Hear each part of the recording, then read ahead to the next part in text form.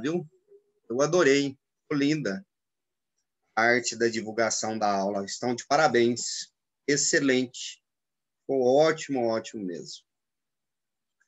Bom, eu vou deixar os slides aqui pronto para compartilhar, só um segundo, e aí nós vamos discutindo.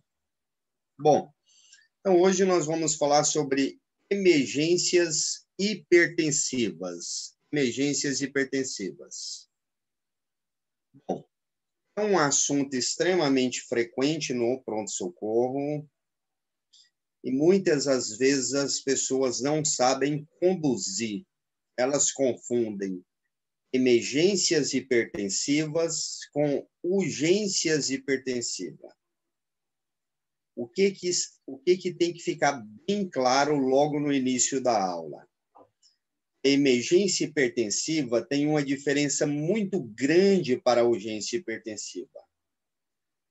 Todo paciente que chega no pronto-socorro com níveis pressóricos muito altos é uma emergência hipertensiva? Não. Para ser emergência hipertensiva, obrigatoriamente, preste atenção nisso, é condição sine qua non que o paciente tenha lesão de órgãos-alvos. Lesão de órgãos-alvos. Então, existem vários guidelines, eu vou mostrar para vocês. Existe guideline brasileiro, existe guideline europeu, guideline americano. Todos é consenso.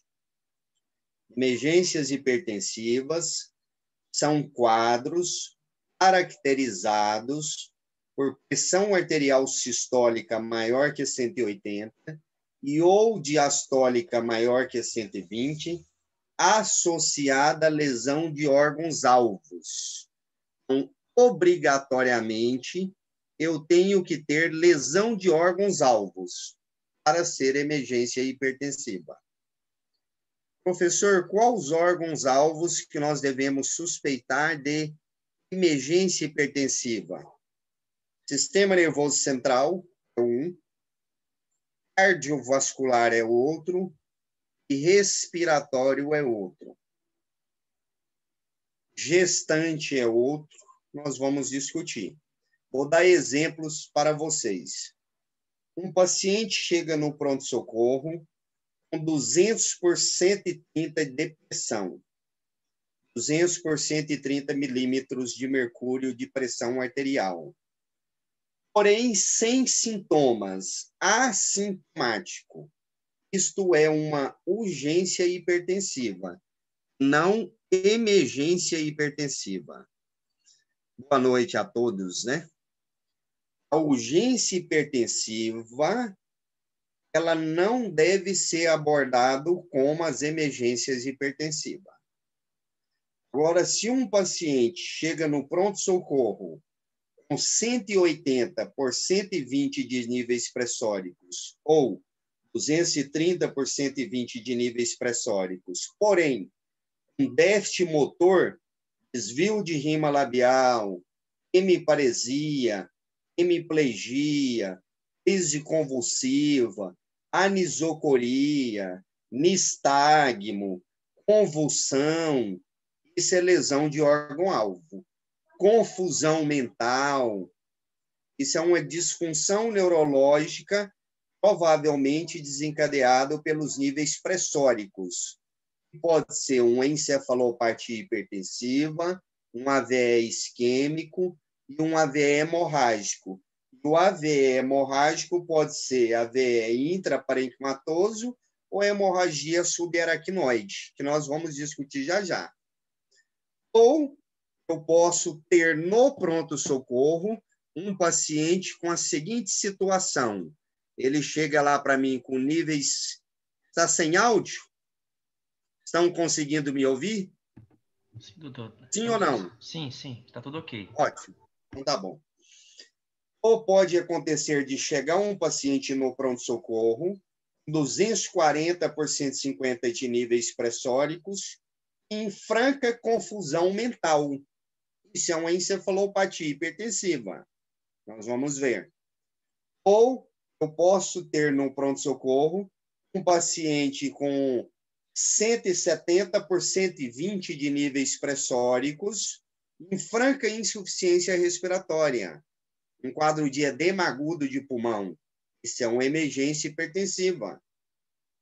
O paciente pode chegar ao pronto-socorro com níveis pressóricos aumentados, maior ou igual a 180 ou 120, dor torácica. Isso é uma emergência hipertensiva. Pode ser uma síndrome coronariana aguda ou uma dissecção aguda de aorta, ou as doenças aórticas agudas.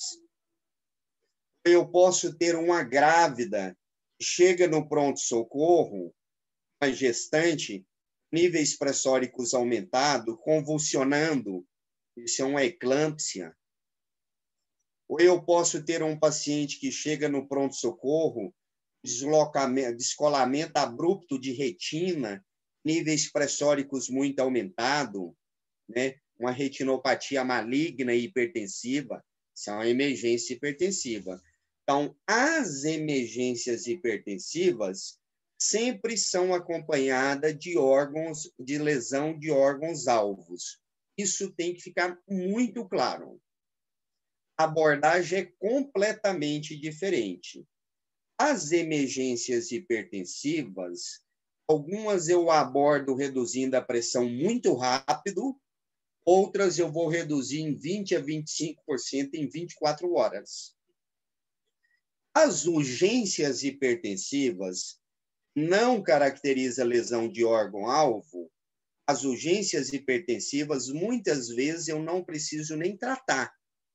O acompanhamento é ambulatorial. Ou o tratamento, eu posso reduzir 20% a 25% dos níveis pressóricos com medicamento via oral. As urgências hipertensivas. As emergências hipertensivas, obrigatoriamente, quando eu vou tratar, a medicação antihipertensiva tem que ser parenteral, ou seja, endovenosa. Emergências hipertensivas, tratamento tem que ser parenteral, ou seja, endovenoso. Endovenoso. Tudo bem? Bom, nós vamos prosseguir, né? Vou projetando alguns slides aqui mesmo que eu vou conversando com vocês. Existe esse guideline, vale a pena vocês baixarem esse guideline, é da Sociedade Brasileira de Cardiologia. O site que vocês encontram ele é o Cardiol, de cardiologia, Cardiol, CARDIOL. Lá tem o Guideline de Emergências Hipertensivas de 2020. Então, lá ele define de forma bem clara, ele segue muito o guideline americano, o guideline europeu, é uma mistura dos dois. Define condutas, define as principais emergências hipertensivas que nós temos. Eu vou discutir algumas com vocês, não se preocupe, eu vou posicionando alguns slides, eu volto em outros. Uma das emergências hipertensivas que nós encontramos no pronto-socorro são as síndromes aórticas agudas. Entre elas, uma que preocupa muito nós, que representa 90% das síndromes aórtica aguda, é a dissecção de aorta. O paciente com dissecção de aorta no pronto-socorro e níveis pressóricos aumentados, se eu não tratá-lo agressivamente, a mortalidade desse paciente vai aumentar muito. Então, a dissecção aguda de aorta, ela tem que ser abordada agressivamente. Agressivamente, ela tem que ser abordada agressivamente. Vou explicar para vocês. Existe uma dissecção do lúmen da artéria, onde forma um falso lume. Esse lume pode levar a uma ruptura, ele pode romper, sangrar e matar o paciente por um choque hipovolêmico. A dissecção de aorta, ela manifesta com uma série de sinais e sintomas. os principais sinais e sintomas que o paciente manifesta com dissecção aguda de aorta é dor torácica, excruciante, extenuante, dor em aperto, dor na região dorsal, lombar, abdominal. E outra característica clínica que me ajuda a fazer diagnóstico diferencial, eu posso ter alteração de níveis pressóricos nos membros superiores e alteração de pulso, ou nos membros superiores ou nos membros inferiores. Em frente a uma síndrome aórtica aguda ou suspeita, sempre eu tenho que verificar pulsos. Pulsos assimétricos, com dor torácica, irradia para o dorso, não melhora com repouso, não melhora com nitrato, a dor só piora, é uma dor aguda. Da dor abdominal, tem que se pensar em dissecção de aorta, dissecção aguda de aorta. O diagnóstico ele não é clínico, o diagnóstico de dissecção aguda de aorta ele é radiológico. Algumas vezes no raio-x de tórax eu posso confirmar o diagnóstico, alargamento de mediastino ou suspeitar o diagnóstico, mas o exame confirmatório mesmo é a angiotomografia de tórax, onde nós vamos visualizar esta imagem que eu vou mostrar para os senhores.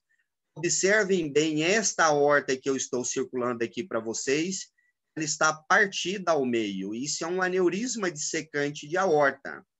Veja que essa outra aorta aqui já tem até um trombo dentro da dissecção. Veja que esse raio-x, o mediastino está alargado. Um alargamento do mediastino no raio-x de tórax é o principal achado radiológico, mas nem sempre eu vou conseguir encontrar alargamento no mediastino. Outra característica importante, dissecção ou trombo dentro da aorta que eu posso encontrar na angiotomografia. Professor, como que eu abordo um paciente com dor torácica típica de aneurisma e com quadro de hipertensão arterial aumentada no pronto-socorro? Isso que é o importante. Se trata de uma emergência hipertensiva. Se é uma emergência hipertensiva, eu vou te dar um exemplo. Esse paciente chegou para nós lá no GOL. Essas angiotomografia e raio-x são de pacientes nossos no GOL. Esse paciente aqui mesmo, ó, esse aqui chegou no meu plantão. Esse raio-x e essa angiotomografia. 220 por 110 de níveis pressóricos. Frequência cardíaca de 121. Veja bem, este paciente, quando adentra o pronto-socorro, qual a minha conduta? Monitorização multiparamétrica, frequência cardíaca, pressão arterial, ritmo cardíaco, frequência respiratória, temperatura, anamnese, exame físico, verifica pulsos em membros superiores e inferiores. Se o paciente está estável hemodinamicamente, ou com essa crise hipertensiva, instala um catéter para monitorização da pressão arterial invasiva, e assim eu vou começar o tratamento parenteral após o diagnóstico. A emergência hipertensiva, aqui vai um pulo do gato. Eu não posso começar a tratar a pressão arterial primeiro. A primeira coisa que eu tenho que tratar na emergência hipertensiva por dissecção aguda de aorta é a frequência cardíaca. O tratamento da dissecção aguda de aorta é o controle do duplo produto que a gente chama. Que duplo produto é esse, professor? Frequência cardíaca e pressão arterial. Só que qual dos dois eu começo a tratar primeiro? Frequência cardíaca. Por que eu não posso tratar a pressão arterial primeiro? Porque se eu reduzir a pressão arterial de forma abrupta, como eu tenho que reduzir, o organismo faz uma taquicardia reflexa, tentando compensar a queda da pressão arterial e pode piorar a dissecção do aneurisma. Então, eu trato primeiro a frequência cardíaca. Aí eu vou dar uma dica para vocês. Qual a droga de escolha? Metoprolol. Metoprolol, labetalol, esmolol, beta-bloqueador endovenoso. Então, frente a uma dissecção aguda de aorta, o tratamento é o controle do duplo produto. A primeira droga que eu dou é beta de curta, o beta-bloqueador, beta-endovenoso, como metoprolol, esmolol e labetalol. A droga mais frequente nos pronto-socorros brasileiros é o metoprolol. O labetalol é muito frequente nos Estados Unidos. Aqui é pouco frequente a gente encontrar essa droga. Metoprolol. E qual é a minha meta, professor? A frequência cardíaca. Reduzir a frequência cardíaca para 60 a 50, entre 50 e 60 batimentos por minuto. Não mais do que isso. Depois que eu tratei a frequência cardíaca, eu começo a tratar agressivamente a pressão arterial. Essa é uma das poucas emergências hipertensivas em que nós temos que reduzir a pressão arterial em 1 a 2 horas. A que valor? Menor possível tolerado para o paciente. Eu costumo dizer, uma média de 100 de sistólica e 60 de diastólica. 90 de sistólica, 60 de diastólica. Tem que reduzir o máximo a frequência e a pressão arterial, porque quanto maior a frequência, quanto maior a pressão, maior o estresse na parede da artéria, da aorta, maior a dissecção. Se o aneurisma for de aorta torácica, ou a dissecção, desculpa, aneurisma não, se a dissecção aguda for de aorta torácica, eu classifico isso de Stanford A. Se for de aorta abdominal, principalmente aorta torácica, eu digo aorta ascendente, é Stanford A. Se é descendente, Stanford B. Stanford A, além do controle do duplo produto, eu tenho que solicitar encaminhamento de emergência para a equipe de cirurgia cardiovascular. O paciente Stanford A, ele tem que ser operado rapidamente. O Stanford B, que é a aorta descendente, torácica e abdominal, ele não precisa ser abordado cirurgicamente imediatamente. Mas o que os dois têm em comum? A abordagem do duplo produto. Controle da frequência cardíaca primeiro com metoprolol, esmolol ou labetalol, e depois controle dos níveis pressóricos. Em 1 a 2 horas, reduzir a pressão ao máximo para 100, 110 de sistólica, 60, 50 de diastólica. A droga de escolha é o nitroprusiato. Nos Estados Unidos, eles usam muito a nicardipina. Aqui, o que nós utilizamos é o nitroprusiato. Como que eu faço, professor? Dilui uma ampola de nitroprusiato, um soro glicosado de 250 ml, inicia 0,3 a 0,5 micrograma quilo minuto. Uma ampola tem 50 miligramas. Eu vou começar 0,3 a 0,5 micrograma quilo minuto de nitroprusiato e reduzir bruscamente a pressão arterial em 1 a 2 horas. Tudo bem? Sobre dissecção aguda de aorta é isso.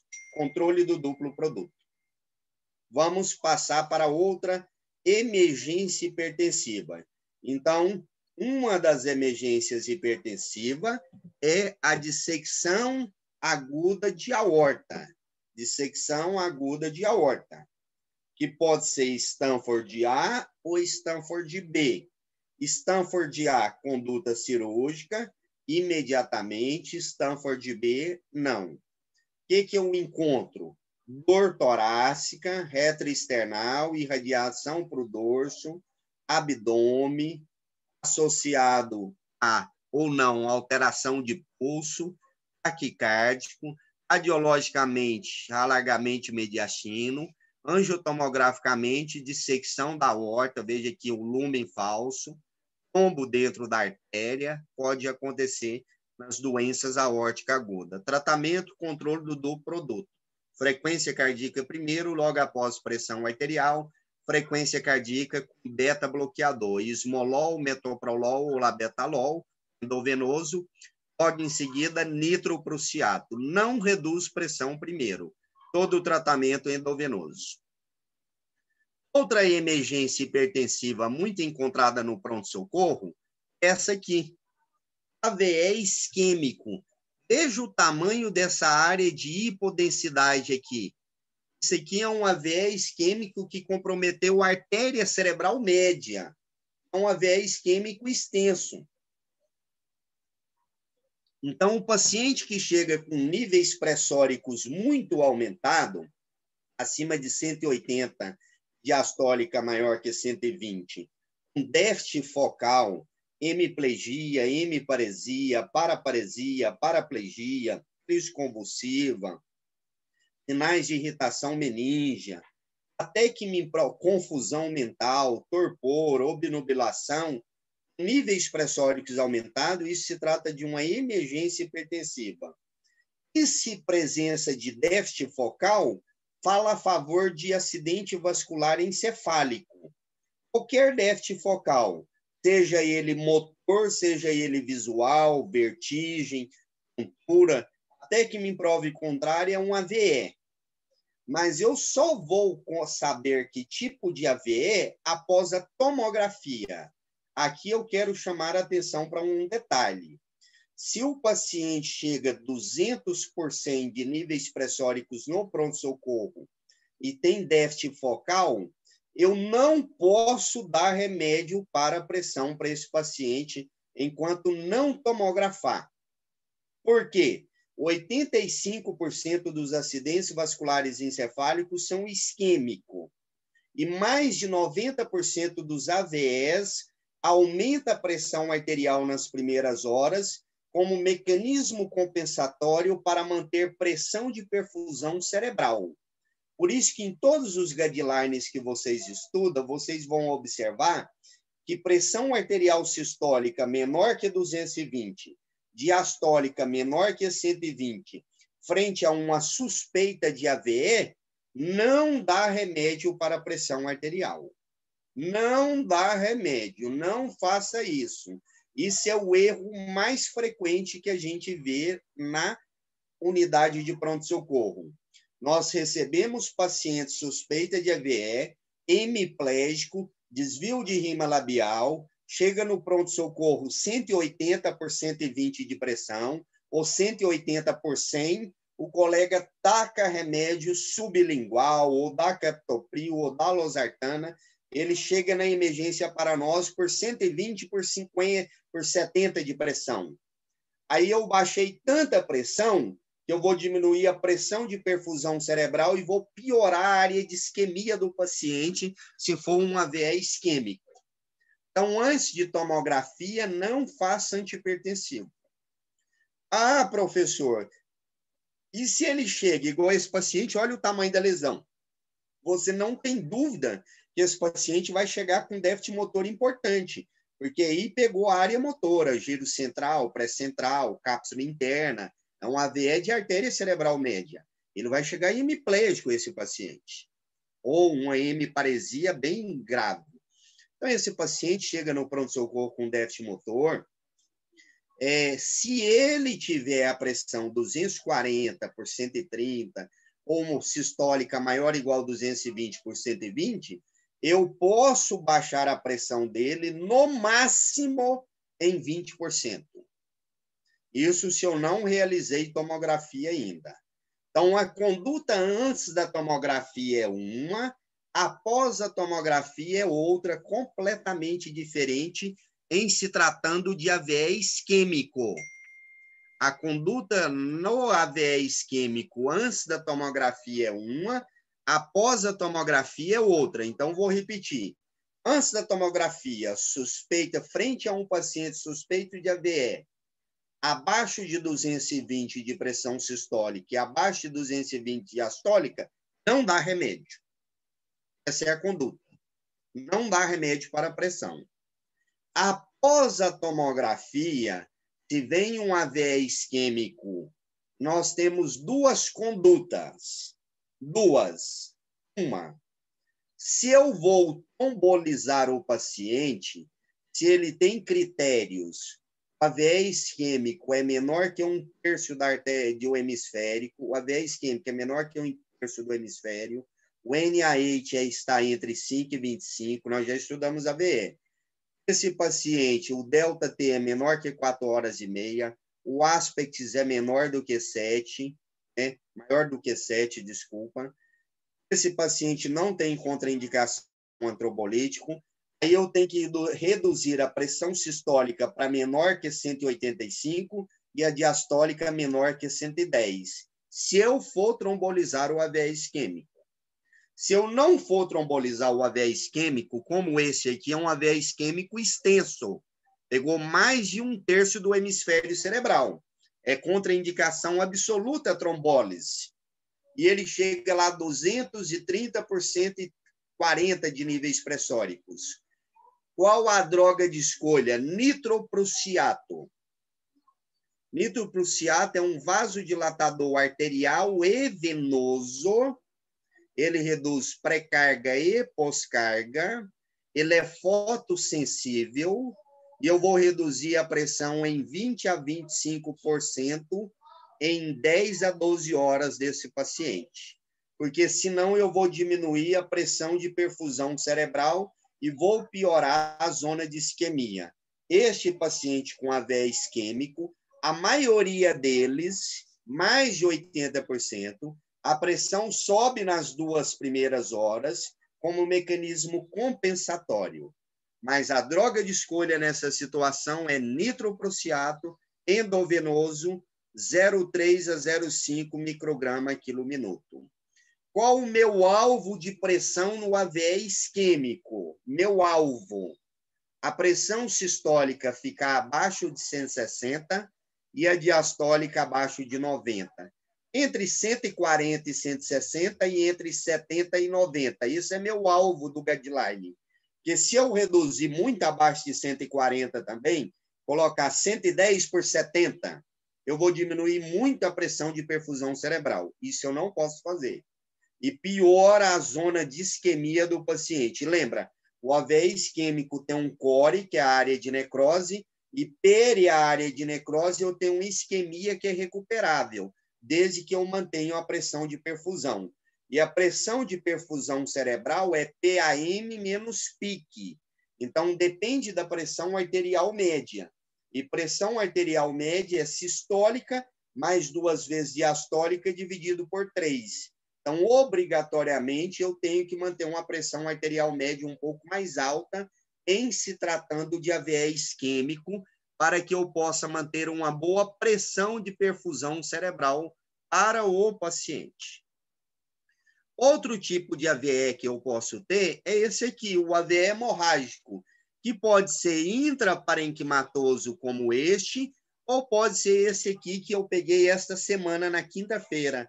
Essa aqui é uma moça, 40 e poucos anos, foi encontrada desacordada dentro do banheiro, inconsciente. O SAMU chegou, pegou essa paciente com um Glasgow menor do que 8, na verdade um Glasgow 3, intubou a paciente e levou para o GOL. Chegou lá no GOL, essa paciente, ela não estava sedada, realmente um Glasgow 3, pupila anisocórica, existe uma classificação, e déficit motor, hemiplégica de um lado. E do outro lado, ela tinha reação de descerebração. Ela tinha reação de tronco cerebral. Ou seja, reação motora muito ruim. Descerebração são sinais decorrentes de descerebração e decorticação, de isquemia difusa de córtex ou de lesão de tronco cerebral. Nós estabilizamos essa paciente, iniciamos hidratação para ela, cateterização vesical, estabilizamos a paciente, funcionamos um APAI, ela estava com pressões altíssimas, 260 por 140, iniciamos droga endovenosa, o nitroprussiato, e corremos para a tomografia, achamos esse sangramento difuso. E aqui perceba onde eu estou passando a setinha, está hiperdenso. Isso é um sangramento no espaço subaracnoide, com inundação ventricular. Isso aqui é um Fischer 4. Essa paciente é um Hunt-Res 4, Hunt-Res 5, Fischer 4. Existe uma classificação tomográfica para VE hemorrágico e uma classificação clínica para VE hemorrágico, que é Hunt-Res. Prognóstico muito ruim, quase 100% de mortalidade. Quando eu tomografo o paciente e vejo que tem sangue, olha a diferença. Isquemia, uma área de hipodensidade. Sangramento, uma área de hiperdensidade. Quando eu vejo que é uma hemorragia intraparenquimatosa como esta aqui, eu não preciso fazer angiotomografia, porque a maioria desses sangramentos intraparenquimatosos são microaneurisma de Charcot-Bouchard, resultante de hipertensão arterial mal tratada. Agora, quando eu vejo uma hemorragia subaracnoide, obrigatoriamente eu tenho que fazer angiotomografia, que a causa mais frequente de hemorragia subaracnoide é aneurisma, depois malformação arteriovenosa, principalmente em jovens. Como eu abordo um AVE hemorrágico desse com níveis pressóricos aumentados? Então, cateteriza a artéria radial, como qualquer outra emergência hipertensiva. Esqueci de falar. A monitorização da pressão arterial nas emergências hipertensivas, todas têm que ser invasiva. A monitorização da pressão arterial nas emergências hipertensivas tem que ser invasiva. E a droga endovenosa. Então, cateteriza a artéria radial, inicia nitroprusiato. E qual é meu alvo em um AVE hemorrágico desse? Chegar sistólica em 140 e diastólica em 90. Ficar dessa média para baixo, porque senão eu posso aumentar o sangramento do paciente. Dessa média de sistólica e diastólica. Se eu pegar 140 por 90, a minha média vai ser sistólica, mais 2 vezes diastólica, vai dar 180 com 140, 320, dividido por 3, eu vou ter uma média de 100. Eu deixando a média em torno de 90 para esse paciente, está excelente. Excelente. Então, AVE isquêmico e AVE hemorrágico é essa abordagem. Outra emergência hipertensiva que eu posso encontrar no pronto-socorro é esse quadro. O paciente que chega no pronto-socorro em franca insuficiência respiratória, com os níveis pressóricos muito aumentados. Ou seja, e quando eu faço um raio-x ou um ultrassom point-of-care, eu vejo esse padrão de linhas B de Kerley, esse padrão invertido de trama vascular, de congestão pulmonar. Isso se trata de um edema agudo de pulmão. Edema agudo de pulmão. Edema agudo de pulmão com níveis pressóricos aumentados é uma emergência hipertensiva.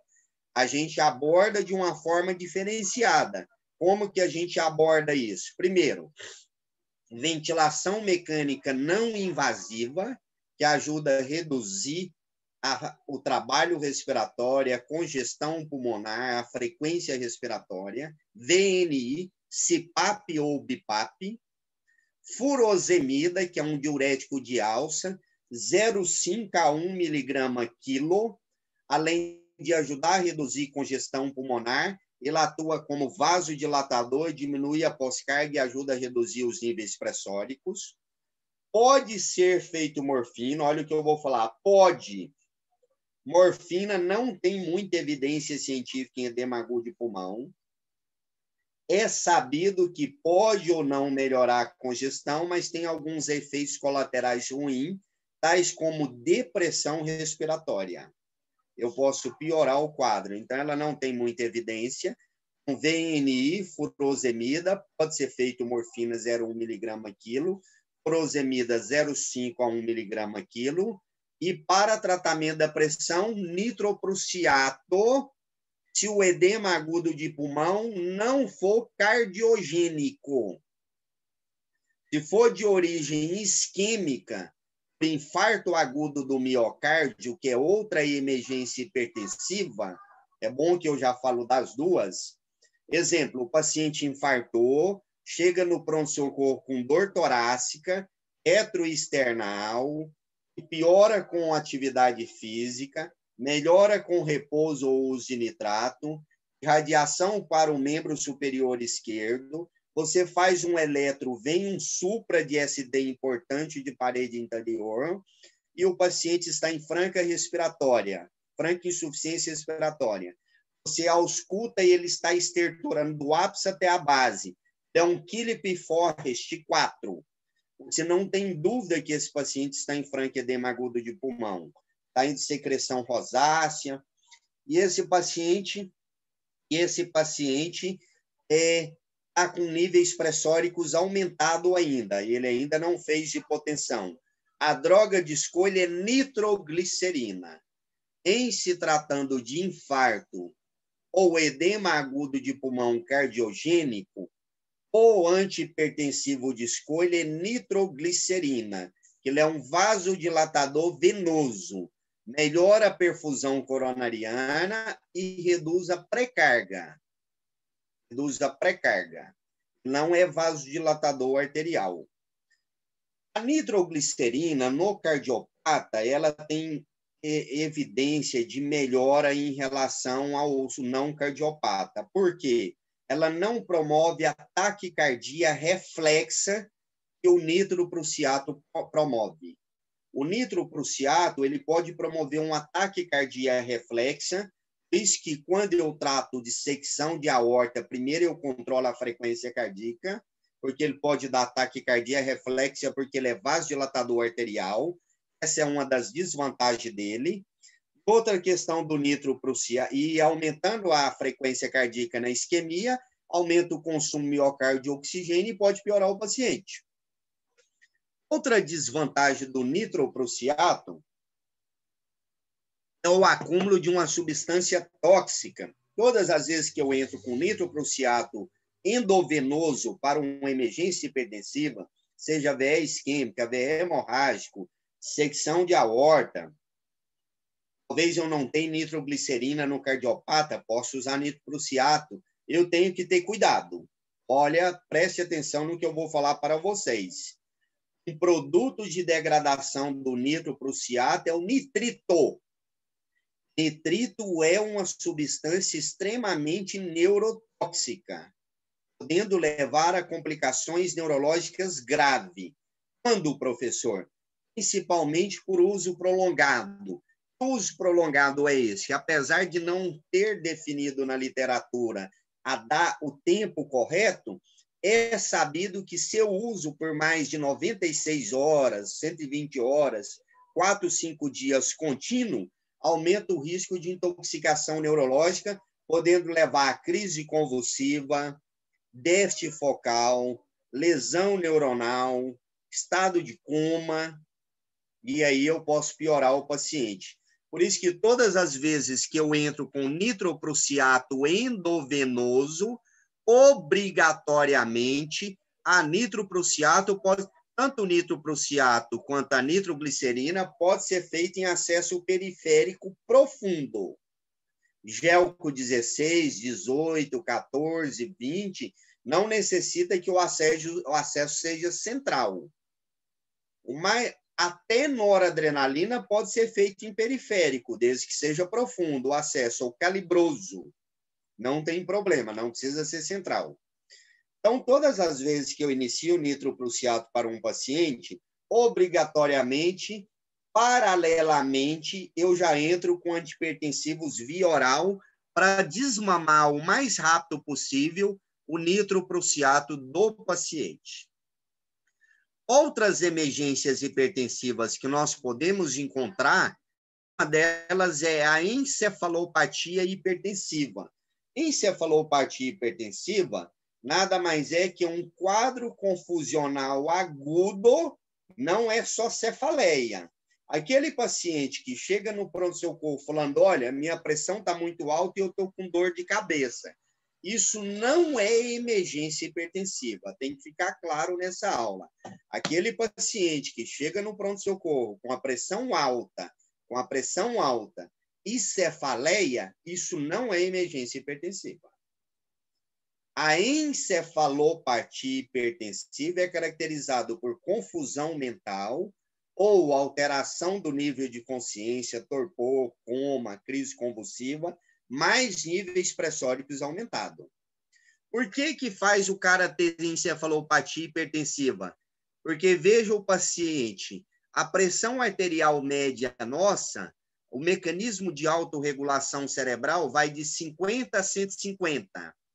Quando a pressão arterial média ultrapassa 150 milímetros de mercúrio, quebra a barreira hematoencefálica e inunda os neurônios de líquido, faz um edema cerebral gigantesco. E esse edema cerebral leva a um quadro confusional e não cefaleia. Não é irritação meninge, é irritação meninge que dá cefaleia. Isso aqui é um quadro de edema cerebral por quebra da barreira hematoencefálica por ultrapassar a pressão arterial média acima de 150. Ele perde a capacidade de autorregulação do fluxo sanguíneo cerebral, inunda o ventrículo de líquido por um hiperfluxo cerebral. Por isso que ele entra num quadro de encefalopatia confusional. O tratamento para este paciente é o nitroprusiato, a droga de escolha. 0,3 a 0,5 micrograma. Olha, encefalopatia hipertensiva, eu vou reduzir 20 a 25% a pressão na primeira hora. AVE isquêmico, 20 a 25% na primeira 1 hora, 2 horas. AVE hemorrágico, 20 a 25% nas primeiras horas. Edema agudo de pulmão, ou síndrome coronariana aguda, 20 a 25%. O que eu vou reduzir rápido são duas doenças. Uma delas, dissecção aguda de aorta, que em 2 horas eu vou reduzir o máximo da pressão. Primeiro, reduz a frequência cardíaca, depois os níveis pressóricos. E a outra, uma das últimas doenças que a gente vai comentar, que é emergência hipertensiva, é a eclâmpsia.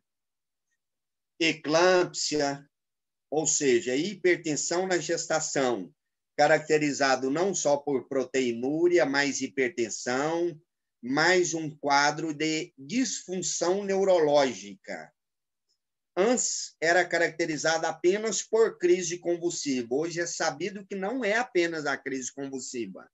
A paciente gestante e que tem um quadro de proteinúria e uma emergência hipertensiva, níveis pressóricos acima de 180, 120, com um déficit neurológico importante, confusão, torpor, crise convulsiva, nós estamos frente a uma eclâmpsia. Ou aquela que não convulsionou ainda, sinais iminentes de eclâmpsia.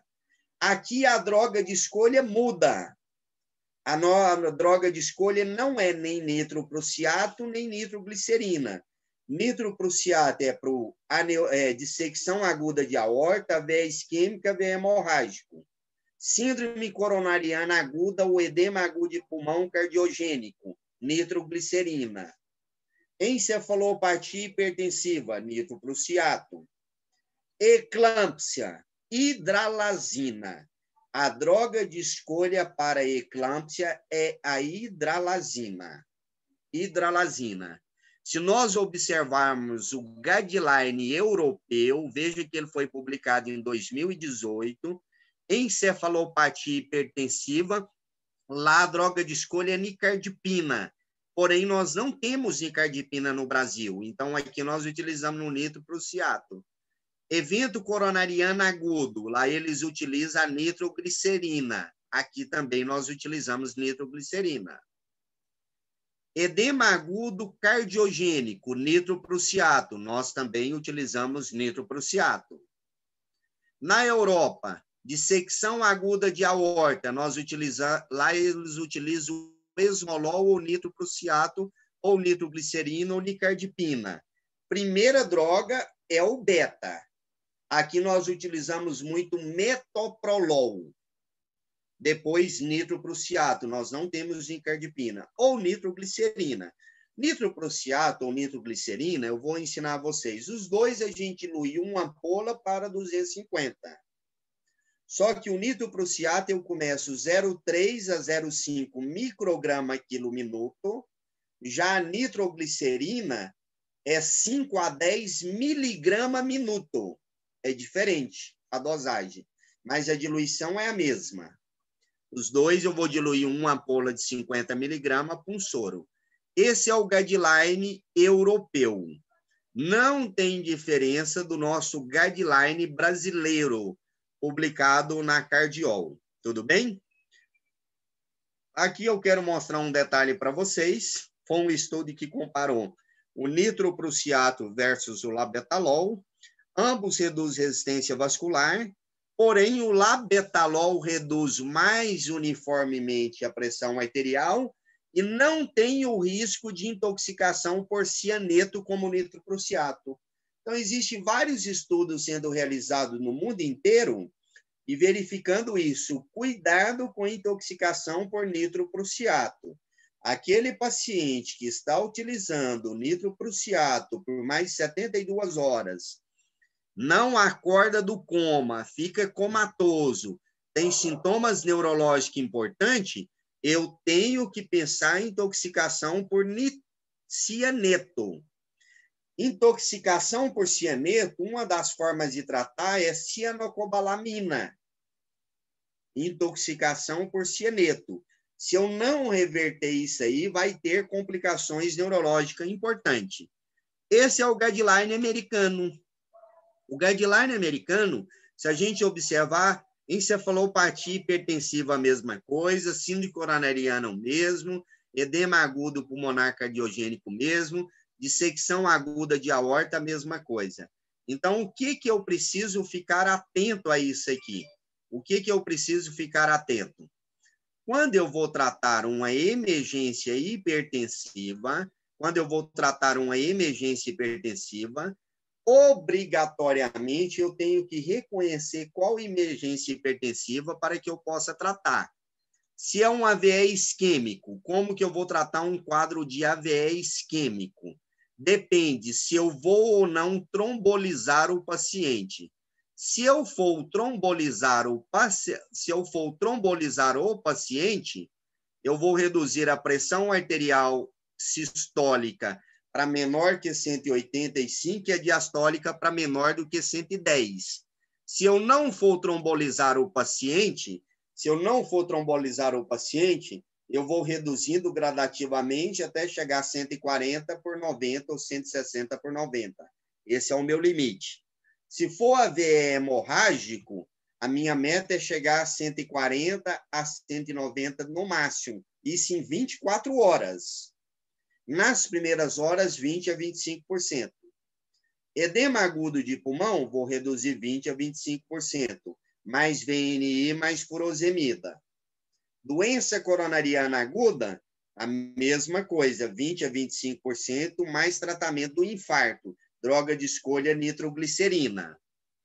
Se for dissecção aguda de aorta, primeiro o tratamento, controle da frequência cardíaca, logo em seguida o tratamento antihipertensivo. Tudo bem?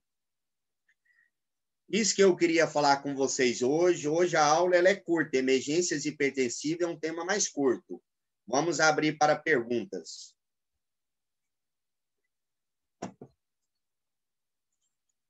Tem perguntas? Sim ou não? Alguém quer fazer alguma pergunta? Qual a dose da hidralazina na eclâmpsia? Olha, boa pergunta. A hidralazina na eclâmpsia, se for encefalopatia, eu não introduzo. Todo neurocrítico, já vou responder da hidralazina. Todo neurocrítico a gente não faz nem Ringer, nem glicosado. O soro de escolha é fisiológico. A hidralazina, eu também vou começar 0,1 a 0,5 micrograma quilo minuto. Tá? 0,1 a 0,5 micrograma quilo minuto. Querem fazer mais alguma pergunta? Pode repetir da conduta na urgência. Urgência hipertensiva. Então, vamos. O cara chegou 200% de pressão, sem lesão de órgão-alvo nenhum. Sem lesão de órgão-alvo nenhum. Medicamento via oral e reduzir no máximo 20% da pressão e encaminhar para ambulatório. Tchau. Se ele chega com pressão maior ou igual a 180 e 120, com lesões de órgão-alvo, dor torácica, edema agudo de pulmão, AVE isquêmica, AVE hemorrágico, síndrome aórtica aguda, eclâmpsia, pré-eclâmpsia. Se tem lesão de mais de um órgão, doutor, e se tiver lesão de mais de um órgão, isso é possível? É. Exemplo, infarto agudo do miocárdio e edema agudo do pulmão. Lesão duplo órgão, pulmão e coração. Tá? Como conduzir se for isso? Mesma coisa. Cabeceira elevada, VNI, CPAP ou BIPAP, furosemida 1 mg quilo, nitroprusiato endovenoso. Reduzir 25% da pressão na primeira hora. Existe dose de ataque no PS para nitroprusiato? Não existe dose de ataque. Eu não posso reduzir muito rápido a pressão, porque eu posso induzir um ataque cardíaco reflexa e piorar se for isquemia, fazer baixa perfusão cerebral. E outra coisa, a intoxicação ela vai existir acima de 72 horas. Então, primeiro, nas primeiras horas no PS, eu estabilizo, reduzo em 25%, tira do risco de aumentar o risco de um AVE hemorrágico. Eu posso ter uma encefalopatia hipertensiva, mais AVE hemorrágico, mais AVE isquêmico. Para evitar o uso contínuo, evitar a intoxicação por nitroprusiato, a gente entra com medicação oral simultaneamente.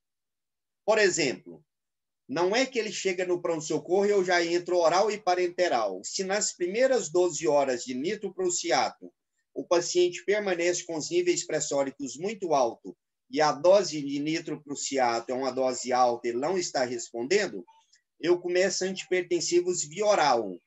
Principalmente aí o antihipertensivo vai depender da doença do paciente. Se é um paciente renal crônico ou com hipercalemia, eu vou evitar inibidor de ECA para ele, se ele tem hipercalemia. As drogas de preferência a gente acaba utilizando bloqueador de canal de cálcio, né? Nimodipino, nifedipino, a gente utiliza muito clonidina, que é um alfa central. É porque o nitroprusiato ele vai ser degradado a nitrito. O produto de degradação do nitroprusiato é nitrito. Eu esqueci de mostrar isso aqui para vocês. Olha a fórmula do nitroprusiato. Vou mostrar ela para vocês. Essa aqui é a fórmula farmacológica do nitroprusiato. Esse nitroprusiato, veja o tanto que ele tem de nitrogênio ligado a carbono ou ligado a oxigênio. A degradação do nitroprusiato forma nitrito. E esse nitrito é tóxico para o sistema nervoso central. Esse aí que é o grande problema. Entendeu? Por problemas de degradação desse nitroprusiato. Esse que é o grande problema. E aí nós tratamos com cianocobalamina, que é um produto que evita a impregnação do nitrito no sistema nervoso central e na oxihemoglobina, ou na hemoglobina. Porque o cianeto também diminui a oxigenação por ligação à hemoglobina. Ele é uma substância que tem uma afinidade muito grande pela hemoglobina. Tá? Lembra que muitas pessoas na boate lá acabaram morrendo por intoxicação de cianeto. Cianeto é uma droga que leva à intoxicação, à hipóxia muito rápida, além de disfunção neurológica. A gente trata com oxigênio a 100%, cianocobalamina e assim sucessivamente. Querem fazer mais alguma pergunta?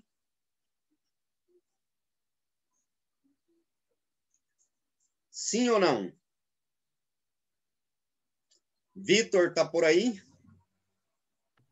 Sim, senhor, doutor. Tudo ok. Vitor, deixa eu te perguntar, o que deu o negócio do YouTube? Bom, o canal do YouTube, ele não está reconhecendo o meu acesso. Entendi. Já está recuperado, né? O senhor efetuou a troca da senha, mas o canal em si, eu não